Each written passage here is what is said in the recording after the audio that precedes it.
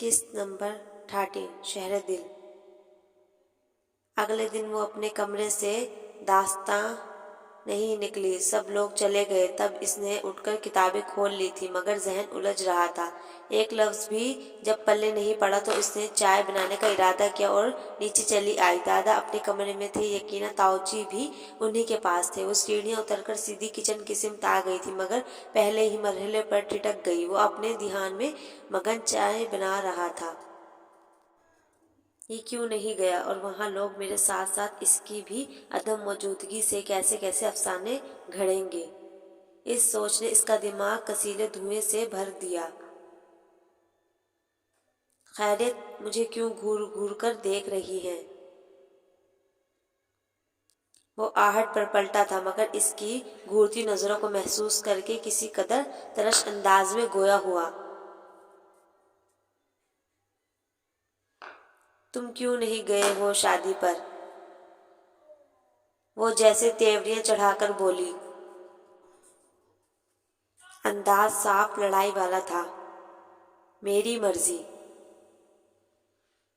وہ بے نیازی سے کہہ کر ابلتی ہوئی چائے چھان کر مگ میں ڈالنے لگا۔ بہت گھٹیا ہو تم، اس وجہ سے نہیں گئے ہو نا کہ میں نہیں گئی، وہ بھڑک کر کہتی ہوئی باقاعدہ لڑائی کا آغاز کر چکی تھی۔ ولید کو شاید اس سے کسی بھی صورت اس بات کی توقع نہیں تھی، جب بھی چند ثانیوں کو دنگ رہ گیا تھا، مگر جب سنبھلا تو ناگواری اور برہمی کا احساس اسے آپے سے باہر کرنے لگا۔ دماغ ٹھیک ہے آپ کا، میں آپ کو اتنی اہمیت دوں گا، یہ خوش فہمی کس نے ڈالی آپ کے دل میں؟ محترمہ، ابھی میرا دماغ خراب نہیں ہوا ہے کہ میں آپ جیسی ہٹ دھرم احمق اور سرکش لڑکی کی خاطر اس قسم کی فضول حرکتیں کرتا پھروں۔ اور ہاں، آئندہ بہت سوچ سمجھ کر بات کیجیے گا مجھ سے، ورنہ اس کی ضرورت نہیں ہے، سمجھی؟ تمام نرگداز جذبوں پر انا کا نقاب چڑھا کر وہ پھنکار کر اتنی تلخی سے بولا تھا کہ ایمان تو صحیح معنوں میں گڑبڑا کر رہ گئی۔ ساری اکڑ، ساری نخوت جیسے اس کے اشتعال کے سامنے بھاپ بن کر اڑ گئی تھی۔ اس کا صحیح معنوں میں وہ حال تھا کہ کاٹو تو بدن میں لہو نہ ہو۔ ولید کے ماتھے کی تیوریاں اور آنکھوں کی ناغورت نے ایسی سبکی اور خفت سے دو چار کیا تھا کہ مارے انسلٹ کے اس کی آنکھوں میں آنسو آ گئے۔ اگر ایسا نہیں تھا تو پھر میری تصویریں آپ کی ڈائری میں کیا کر رہی تھی، اور ہیرا آپا کے گھر جو لوگ آپ کے حوالے سے باتیں بنا رہے تھے وہ کیا تھا؟ اسے اپنی بکھرتی انا کو بھی تو بچانا تھا کچھ کہہ کر۔ ولید نے اس کی خجالت اور شرمندگی کو محسوس کیا اور گہرا سانس بھر کے خود کو کمپوز کیا تھا۔ تصویروں کے حوالے سے میں نے جب ہی آپ کو وضاحت دے دی تھی، جس پر یقین کرنا یا نہ کرنا آپ کی سوچ ہے۔ جہاں تک آپا کے مہمانوں کی باتوں کا تذکرہ ہے تو ایسی باتوں پر عقل مند کان نہیں دھرا کرتے۔ وہ کچھ توقع سے بولا تو لہجے کی تیزی اور بے رحمی میں قدرے کمی تھی۔ ایمان نے ہونٹ بھینچ کر اسے دیکھا۔ سچ کہا تھا اس انجان لڑکی نے، وہ ہرگز بھی اپنی کمزوری اسے دینے کو تیار نہیں تھا۔ اس نے اپنے اندر عجیب سی جھنجھلاہٹ محسوس کی تو خاموشی سے پلٹ گئی۔ بات سنیں، یہ چائے لے لیں، مجھے پتا ہے کہ آپ کو چائے کی طلب تھی۔ وہ بھانپ اڑاتا مگ اس کی جانب بڑھائے کھڑا تھا، انداز اتنا نارمل تھا گویا ابھی ان کے بیچ کوئی تلخی نہ ہوئی ہو۔ زیادہ بن گئی تھی نا؟ وہ اس کی ہچکچاہٹ کو گریز سمجھتے ہوئے بولا اور ایمان کے اندر تنفر بھر گیا۔ سوری، میں ایسی واقعات کی عادی نہیں ہوں، پھنکار کر کہتی وہ ایک جھٹکے سے کچن سے نکل گئی۔ ولید گہرا سانس بھرتا عزم حلال زدہ انداز میں وہی سیڑھی پہ بیٹھ گیا۔ انا کو بچاتے بچاتے اس نے ایک بار پھر دل کا خون کر ڈالا تھا۔ اب کتنی دیر نڈھال رہنا تھا کون جانتا تھا۔ چاند تاروں سی حسین ذات میرے نام کرو، اپنی زلفوں کی سیاہ رات میرے نام کرو، اپنی آنکھوں میں مچلتے ہوئے دریا سارے، اپنی آنکھوں کی یہ برسات میرے نام کرو۔ وہ اپنے کمرے میں بستر پہ اوندھے منہ لیٹا ہوا تھا۔ ٹیپ ریکارڈر پہ گیت چل رہا تھا مگر اس کی ساری توجہ اپنی ڈائری میں رقم نظم پہ تھی۔ ایک عجیب سی یاسیت اس کے رگ و پے میں سرایت کر چکی تھی۔ ताऊ जी ने इस बार चाचू से बात की थी और उन्होंने फिजा की रजामंदी से आकिब और फिजा की बाकायदा मंगनी का ऐलान कर दिया था, मगर घर की फिजा में एक खुशगवार हलचल और जोश पाया जाता था। मगर वलीद के अंदर इज़्तिराब दर आया था। फिजा ने एक बार फिर उसे उकसाया, आपके अंदर कोई कमी नहीं है वली भाई कि वो इनकार करे। एक बार बात तो करके देखे उससे।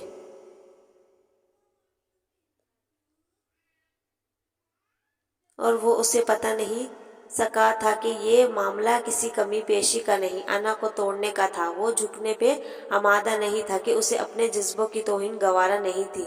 ईमान जैसी सरफिरी लड़की से कुछ बैद नहीं था, फिर जबकि वो अपनी अना की तस्कीन के खातिर बार बार तरदीद भी कर चुका था। तितलियां फूल मोहब्बत के गुलाबी लम्हे, अपनी यादों की बारात मेरे नाम करो। अपने जीवन के सभी दर्द मुझे दे दो तुम, अपने जज्बात की हर बात मेरे नाम करो। उसने एक तवील सांस खींचा और उठकर दरवाज़ा खोलने से कबल टेप ऑफ कर दिया। कहाँ गुम है? अब्बा बुला रहे हैं आपको। दरवाजे पे अशर था। इसका सता हुआ चेहरा देखकर बोला, तुम चलो मैं आता हूँ। वो पलटकर पैरों में स्लीपर पहनने लगा। बंदे को इतना भी अना का जिद्दी नहीं होना चाहिए कि जिंदगी की खुशियों को ही खुद पे हराम कर ले। अशर को इसकी आंखों की सुर्खियों ने अजियत दी थी। जभी गिलस कर बोला। वलीद ने उसे आंच देती नजरों से देखा और साइड से होकर अब्बा के कमरे की सिमत आ गया। आपने बुलाया बाबा? दस्तक देकर इसने अंदर कदम रखा तो इन्हें दादा के साथ किसी बहस में मसरूफ पाया था। हाँ आओ बैठो, इधर आ गया है, खुद बात कर ले अब। इन्होंने पहले उसे फिर दादा को मुखातिब किया था। अंदाज की नाराजगी छलकी पड़ रही थी। वलीद ने मोहतात नजरों से उन्हें देखा। वो क्या, घर के सभी अफराद उससे रूठे बैठे थे। क्या कह रहा है बाप तेरा? तूने मना किया है कि तुम्हारे हवाले से इर्तिजा से कोई बात ना करे। ये कोई नई बात थोड़ी है अब्बा जी, ये हमेशा से खुद मुख्तार रहा है। ज्यादा पढ़ लिख गया है ना, इसलिए अब हम जैसों की अकल और फैसलों पर एतबार नहीं है इसे।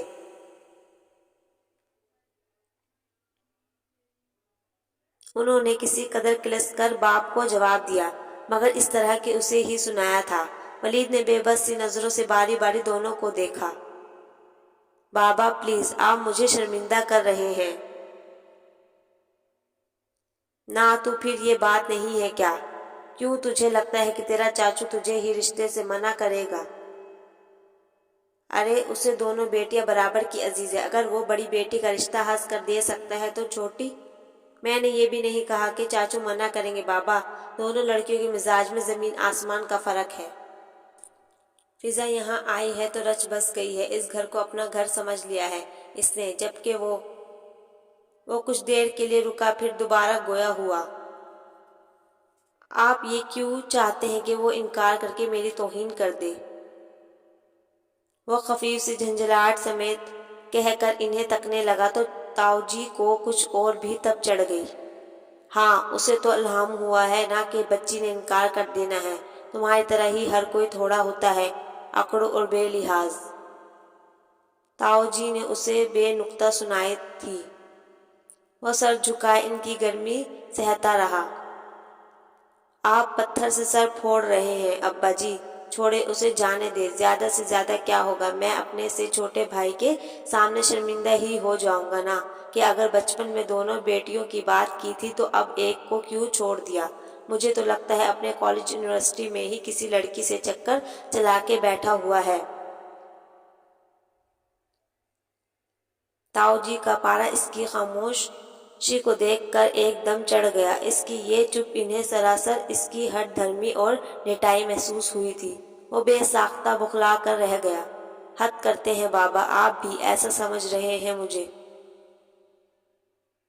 वो सटपटा कर वजाहतें देने लगा, मगर इन्होंने सुना कहाँ था। मैं तुझे इससे भी कुछ ज्यादा ही समझ रहा हूँ। آئندہ مجھ سے بات بھی مت کرنا۔ یہی دن دیکھنے کے لیے میں نے خود مشقتیں سہ کر تمہیں منزل پہ پہنچایا تھا۔ ایسا ہی ہوتا ہے پتر، تو کچھ دنیا سے نیا اور الگ تھوڑا ہی کر رہا ہے۔ وہ اس پر اپنی کوئی تپش نہ جلتی دیکھ کر جذباتی بلیک میلنگ پر اتر آئے۔ ولید تو چکرا کر رہ گیا تھا اور فوراً ہتھیار ڈال دیے۔ معاف کر دے مجھے، غلطی یہ تھا میں جو آپ کے سامنے اپنی نظریات رکھنے کی غلطی کی۔ ٹھیک ہے، آپ کو جو کچھ کرنا ہے کرے، منگنی بھی نہ کرے، سیدھا نکاح کر دے، مجھے کوئی اعتراض نہیں ہے۔ اب خوش جھنجھلاہٹ، خفگی، بے بسی، کیا کچھ نہ تھا اس کے لہجے میں۔ تاؤ جی نے قہربار نظروں سے اپنے لائق فائق سپوت کو دیکھا، جس پر آج سے قبل وہ برملا فخر کرتے رہے تھے۔ ہماری لڑکی اتنی گری پڑی نہیں ہے کہ زبردستی تیرے پلے باندھ دے، کوئی ضرورت نہیں ہے یہ احسان کرنے کی۔ تاؤ جی کو تو اس کی بات پہ گویا پتنگے لگ گئے تھے۔ ولید کا جی چاہا اپنا سر پھوڑ لے، وہ سخت عاجز ہوا تھا۔ اب اور کیا کروں، کسی طرح خوش بھی ہوں گے آپ۔ تو اٹھ اور جا یہاں سے، ہمیں تم سے کوئی خواہش نہیں ہے۔ تاؤ جی نے بے رخی و بے اعتنائی کی حد کر دی تھی تو اسے بھی تاؤ آ گیا۔ اپنے پیچھے زوردار آواز کے ساتھ دروازہ بند کرتا وہ پیر پھٹکتا باہر چلا گیا۔ تاؤ جی نے ہونٹ بھینچ کر دادا کی سمت دیکھا۔ دیکھا آپ نے اس کا تن تنا، انہوں نے گویا باپ سے شکایت کی۔ وہ آہستگی سے مسکرا دیے۔ آپ ہنس رہے ہیں؟ تاؤ جی کو گویا شوق لگا، پھر کسی قدر شکایتی نظروں سے انہیں دیکھ کر بولے، آپ کی شہ پہ ہی وہ اتنا بگڑا ہے۔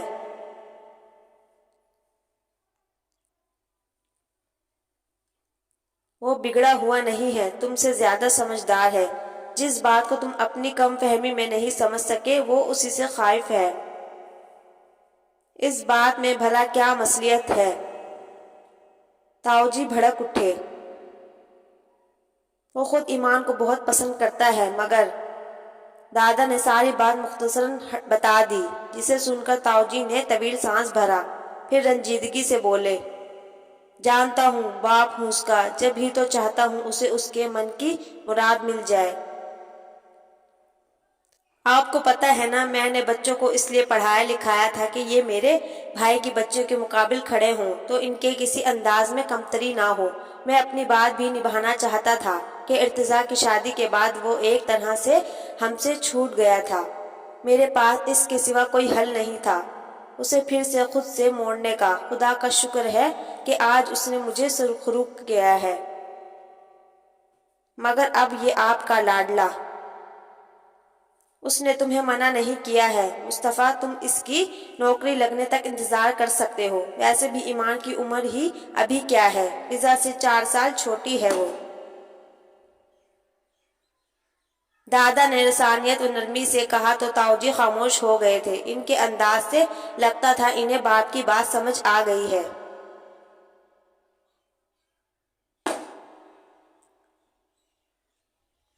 مسکراہٹ کا ہر ایک راز ملاقات سے تھا، میری آنکھوں میں چھپا غم بھی تیری ذات سے تھا۔ تو نے جانا ہی نہیں اس دل کی تمنا کیا ہے، کچھ تعلق تیرا مجھ سے میرے جذبات سے تھا۔ وہ اپنے دھیان میں کمرے سے نکل کر آئی تھی، دیوار کے ساتھ بچھی چرپائی پہ کتابیں پڑھی تھی۔ یقیناً اشر یہاں بیٹھا پڑھ رہا تھا۔ وہ آگے بڑھ آئی، شاعری کی کھلی کتاب کے صفحے ہوا سے پھڑ پھڑا رہے تھے۔ اس نے یوں ہی ہاتھ بڑھا کر کتاب اٹھائی تو جہاں سے کھلی تھی وہاں نہ صرف صفحہ فولڈ کیا گیا تھا بلکہ ریڈ مارکر سے پوری غزل کو انڈر لائن کیا گیا تھا۔ لمحہ بھر کو وہ نظریں ساکن ہو گئی، وہ پھر سے دوبارہ پڑھنے لگی۔ یاد کر تو، تیری ہر بات کو مانا میں نے، خواہش دل کا تعلق بھی عنایات سے تھا، صبح کی تازہ ہوا میں بھی زہر شامل تھا، شب کے اس ظلم کا انداز تیری ذات سے تھا۔ دل جو ٹوٹا تو بدن بھی ہوا ریزہ ریزہ، سلسلہ جسم کا دل کا میرے جذبات سے تھا۔ بھولنے والے تیری یاد کی لمحوں کی قسم، کسی قدر حسن تیری یاد کے لمحات سے تھا۔ کوئی بھی آس نہیں، زشت بھی ہے بے معنی، میری سانسوں کا میرے حالات سے تھا۔ بات کرتا ہوں تو وہ سامنے آ جاتا ہے، اس طرح رابطہ میرے اس کے خیالات سے تھا۔ اس کا دل جانے کیوں غداس سا ہونے لگا۔ کتاب بند کی اور ٹھوڑی کے نیچے ٹکا کر وہ کچھ سوچنے لگی تھی جب اشر کی شوقی سے بھرپور کھنکار پر بد مزہ ہو کر پلٹی۔ مجھے پتا تھا یہ شغل ویلے نکموں والا صرف تم ہی سے منسوب ہو سکتا ہے۔ اشر زور سے ہنس پڑا، پھر سر کو نفی میں جنبش دیتا ہوا بولا، نا جی، اللہ نے ہمیں تو بچا کے رکھا ہوا ہے اس فضولیات سے۔ یہ تو ایک لیچڑ قسم کا دوست پیچھے پڑا ہوا ہے کہ کچھ اچھی شاعری سینڈ کرو۔ تب ولی بھائی کی کتاب چرا کر لایا تھا نقل کرنے کے لیے۔ لائیے واپس رکھاؤں۔ اس نے کتاب لینے کو ہاتھ بڑھایا۔ تمہارے ولی بھائی عجیب سے نہیں ہیں؟ انہیں دیکھ کر ایسا نہیں لگتا جیسے کسی سے عشق و شک فرماتے ہو؟ اس نے بظاہر سرسری انداز میں کھوج لگانے کی کوشش کی کہ وہ اتنا چکنا گھڑا تھا کبھی پھوٹ کر نہ دیتا۔ ہاں جی، آپ کا اندازہ درست ہے، بیچارے مریض محبت ہیں۔